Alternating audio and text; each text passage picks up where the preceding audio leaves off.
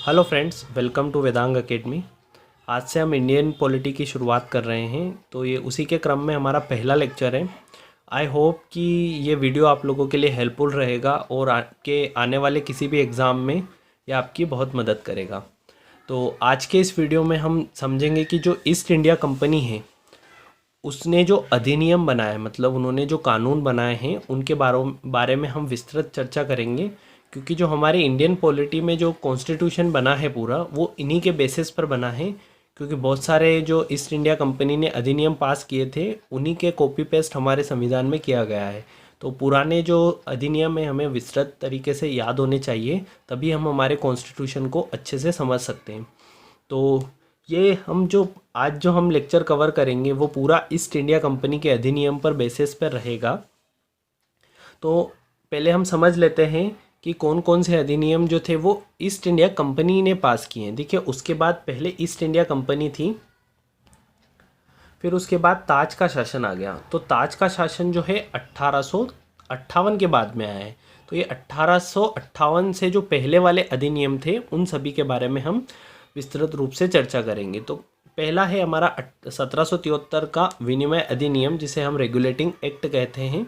फिर उसी की कमियों में थोड़ा सा सुधार करते हुए 1861 का निपटान अधिनियम लाया गया। ये हमारे लिए इम्पोर्टेंट नहीं है। फिर पिट्स इंडिया एक्ट लाया गया जो 1784 में आया।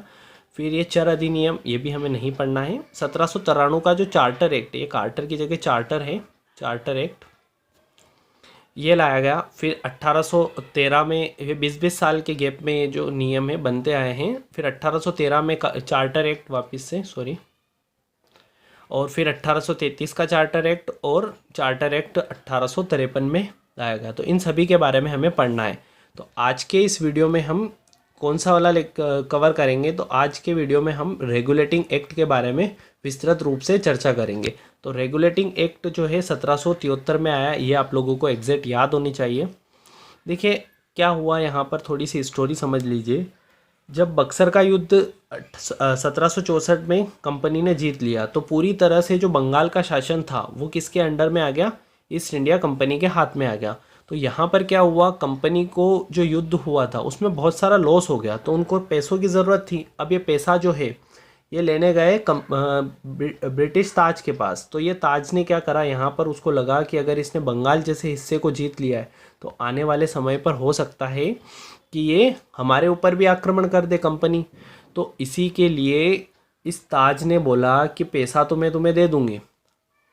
क्या कहा, ब्रिटिश काउंसिल ने कहा कि पैसा तो हम आपको दे देंगे, लेकिन उसके बदले में क्या करेंगे, उनके जो राजनीतिक अधिकार हैं, किसके, बंगाल के जो राजनीतिक अधिकार हैं उनको कौन संचालित करेगा, कौन रेगुलेट करेगा, यहाँ से जो ब्रिटिश संसद से जो भेजा हुआ आदमी है वो इनको रेगुलेट करेगा। अनफॉर्चुनेटली, मतलब कहा जाए तो पूरी तरह से जो कंपनी शासन कर रही थी उस पर थोड़ा सा अंकुश, उस पर लगाम लगाने की कोशिश करी किसने, ताज ने। तो ये एक अच्छा कदम था। तो उसी के लिए हमें पढ़ना है रेगुलेटिंग एक्ट। तो 1773 में ये पास हुआ। कंपनी की जो शक्तियाँ थी उसे नियंत्रित करने के लिए ब्रिटिश संसद द्वारा ये पास किया गया। तो क्या था, ब्रिटिश संसद द्वारा ईस्ट इंडिया कंपनी के कार्यों के कारण बंगाल के कुप्रशासन से उपजी परिस्थितियों को नियंत्रित करने के लिए एवं कंपनी के हाथों से राजनीतिक शक्ति छीनने के लिए रेगुलेटिंग एक्ट लाया गया। देखिए यहाँ पर राजनीतिक शक्तियाँ ली जा रही है। भारत में ईस्ट इंडिया कंपनी की गतिविधियों को नियंत्रित करने की ज़रूरत ब्रिटिश संसद को महसूस हुई, जिस कारण ब्रिटिश संसद द्वारा 1773 में रेगुलेटिंग एक्ट पारित किया गया। ब्रिटिश संसद द्वारा भारत के संबंध में प्रत्यक्ष रूप से ये उठाया गया पहला कदम था। तो ये पहला कदम था, ध्यान रखिएगा। फिर उसके बाद बात करें, कुछ इंपॉर्टेंट फैक्ट हैं जो आप लोगों को याद रखने हैं इसमें। तो पहले फैक्ट की बात करें तो रेगुलेटिंग एक्ट 1773 ब्रिटिश सरकार के द्वारा उठाया गया पहला ऐसा कदम था जिसके अंतर्गत कंपनी के जो कार्यों का नियमन और नियंत्रण किया गया। पहले कंपनी का कोई रेगुलेटिंग एक्ट, मतलब रेगुलेशन नहीं था। कोई जो मन में आए उस भाव से वो वस्तुएं बेचते थे, कोई मतलब पैसा इतना बस लूटने की रखते थे। तो उस पर एक अंकुश लगाने की कोशिश करी गई। तो इससे पहले ब्रिटिश सरकार ने 1767 में केवल कंपनी के कार्यों में हस्तक्षेप करते हुए 40 लाख की वार्षिक आय में 10% अपना हिस्सा तय किया था। तो यहाँ पर ब्रिटिश सरकार ने जो व्यापार था उसमें हस्तक्षेप किया था। इसके द्वारा पहली बार कंपनी के प्रशासनिक और राजनीतिक कार्यों को मान्यता मिली। इसके द्वारा भारत में केंद्रीय प्रशासन की नींव रखी गई। तो यहाँ से स्टार्ट हुआ हमारा केंद्रीय प्रशासन, जो आज हम देखते हैं हमारा केंद्र है, उसके बाद राज्य है। तो वो जो केंद्र का जो शासन है वो यहाँ से आया, आप लोग ध्यान रखिएगा। रेगुलेटिंग एक्ट 1773 अधिनियम के द्वारा बंगाल के गवर्नर को बंगाल का गवर्नर जनरल कहा जाने लगा और उसकी सहायता के लिए 4 सदस्य, यहाँ पर ध्यान रखिएगा, 4 सदस्य बनाए गए। किसके लिए? इसकी सहायता के लिए। तो आज जो हम देखते हैं, देखिए राष्ट्रपति, यहाँ पर जो है राष्ट्रपति, ये शब्द याद रखिएगा, जो राष्ट्रपति का कॉन्सेप्ट है वो बिल्कुल रेगुलेटिंग एक्ट से ही लिया गया है। देखिए यहाँ पर बोल रहा है ना वो बंगाल का गवर्नर जनरल, तो ये बंगाल का गवर्नर जनरल का कॉन्सेप्ट क्या है कि वहाँ का एक राष्ट्रपति होगा और उसकी हेल्प करने के लिए कौन होंगे? 4 लोग होंगे। तो आज हमारा जो प्रशासन है, मतलब राष्ट्रपति है, तो राष्ट्रपति की हेल्प करने के लिए कौन होता है? एक मंत्रिपरिषद होता है, वो यहीं के कॉन्सेप्ट से लिया गया है।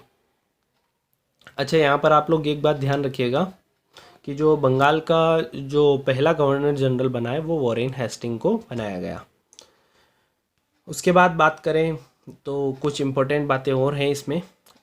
इस एक्ट के अंतर्गत 1774 में बंगाल में एक उच्चतम न्यायालय की स्थापना की गई। बहुत इंपॉर्टेंट फैक्ट है, 1774 में बंगाल में एक उच्चतम न्यायालय की स्थापना की गई। उसका हेडक्वार्टर मतलब कहाँ पर स्थापित किया गया? तो ऑब्वियस सी बात है, कलकत्ता में।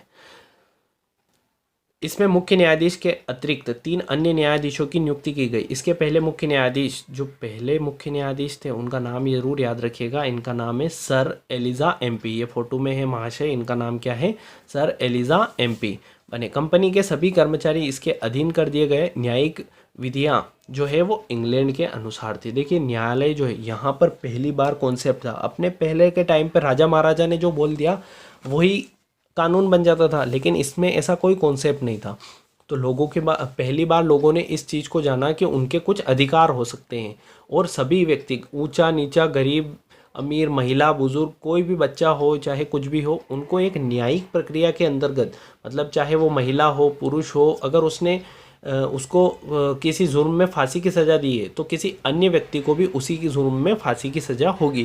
तो ये कहाँ से आया है? तो न्यायिक विधियाँ जो है वो इंग्लैंड के अनुसार थी। आप लोग ये जरूर ध्यान रखिएगा। तो यहाँ से शुरुआत हो चुकी थी संविधान बनने की। इस एक्ट के द्वारा मद्रास और बम्बई के जो गवर्नर थे, गवर्नरों को बंगाल के गवर्नर जनरल के अधीन कर दिया गया। इससे पहले बंगाल, मद्रास, मुंबई के जो गवर्नर थे एक दूसरे के प्रति उत्तरदायी नहीं थे, लेकिन अब जो है वो बंगाल जो है, बंगाल अगर मान लीजिए मुंबई और जो मद्रास है, इन दोनों को इसके अधीन कर दिया गया, लेकिन वो निर्णय लेने में जो थे वो स्वतंत्र थे। इसके बाद बात करें, बंगाल में एक प्रशासनिक मंडल गठित किया गया जिसमें गवर्नर जनरल तथा 4 सदस्य नियुक्ति किए गए। मैंने बताया था अभी आपको। इस समय तक कंपनी में भ्रष्टाचार अपने चरम पर पहुंच चुका था। देखिए भ्रष्टाचार बहुत, क्योंकि कोई रेगुलेशन नहीं था, मन में आए जिस भाव से बेच रहे थे। अतः इस एक्ट के द्वारा कंपनी के कर्मचारियों के निजी व्यापार पर रोक लगा दी गई। देखिए यहाँ पर जो कंपनी थे वो तो व्यापार कर ही रही थी, लेकिन जो उसमें काम करने वाले लोग थे वो अलग गपलेबाज थे, तो वो अलग अपना एक व्यापार करते थे, तो उससे भ्रष्टाचार बहुत ज़्यादा फैल चुका था। एवं उसका वेतन रोक लगा दी गई, उनका वेतन बढ़ा दिया गया, ये आप लोग ध्यान रखिएगा। और किसी भी तरह की रिश्वत या उपहार लेने से उन पर रोक लगा दी गई। ठीक है, तो फ्रेंड्स ये थे हमारे रेगुलेटिंग एक्ट के बारे में। आने वाले लेक्चर में हम कवर करेंगे पिट्स इंडिया एक्ट को, तो तब तक बने रहे हमारे साथ। अगर आप नए हैं चैनल पे तो प्लीज़ चैनल को सब्सक्राइब ज़रूर कीजिएगा फ्रेंड्स, क्योंकि बहुत मेहनत लगती है वीडियोस बनाने में। Thank you friends.